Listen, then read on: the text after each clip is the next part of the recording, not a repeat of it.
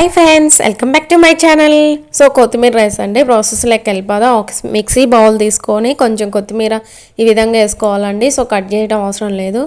So నేనైతే 6 పచ్చిమిరకాయలు వేసుకున్నా, చెక్క లవంగ యాలకులు వేసుకొని కొంచెం పుదీనా కూడా వేసుకొని ఏదో మిక్సీ పట్టుకొని పక్కన పెట్టుకోవాలి. సో ఒక బౌల్ తీసుకొని తగినంత ఆయిల్ వేసుకొని ఆయిల్ హీట్ అయినాక ఒక తాలింపు గింజలు, చెక్క లవంగ యాలకులు, ఒక బిర్యానీ ఆకు కూడా వేసుకొని కొంచెం ఆనియన్స్ కూడా వేసుకొని ఒకసారి ఈ విధంగా కలిదిప్పుకున్నాక ఒక స్పూన్ వచ్చేసి అల్లం వెల్లుల్లి పేస్ట్ వేసుకొని ఈ విధంగా బాగా కలిదిప్పుకోవాలి.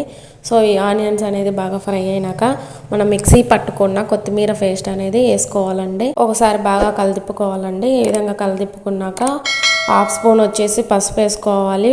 తగినంత సాల్ట్ వేసుకొని ఒక స్పూన్ గరం మసాలా వేసుకోవాలి. ఒక స్పూన్ వచ్చేసి ధనియాల పొడి వేసుకొని ఈ విధంగా బాగా కలిదిప్పుకోవాలండి. సో మన ఆయిల్ పైకి వచ్చేదాకా ఈ విధంగా కలిదిప్పుకుంటూ ఉండాలి. ఆయిల్ అనేది పైకి వచ్చింది. ఈ టైంలో మనం అనేది రైస్ అనేది వేసుకోవాలండి.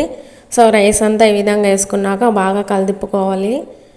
ఆ కొత్తిమీర పేస్ట్ అనేది రైస్కి అంతా బాగా పట్టేలాగా ఈ విధంగా బాగా కలుపుకోవాలండి. సో ఈ విధంగా కలుపుకుంటూ ఉండాలి. సో మనం మొత్తం కలిసినాక మన ఫైనల్గా కొంచెం కొత్తిమీర వేసుకొని మళ్ళీ ఒకసారి కలుపుకోవడమే. సో సింపుల్గా కొత్తిమీర రైస్ అనేది రెడీ. వీడియో నచ్చితే లైక్ చేయండి, షేర్ చేయండి, సబ్స్క్రైబ్ చేసుకోండి. ఎలా వచ్చిందో కామెంట్ చేయండి.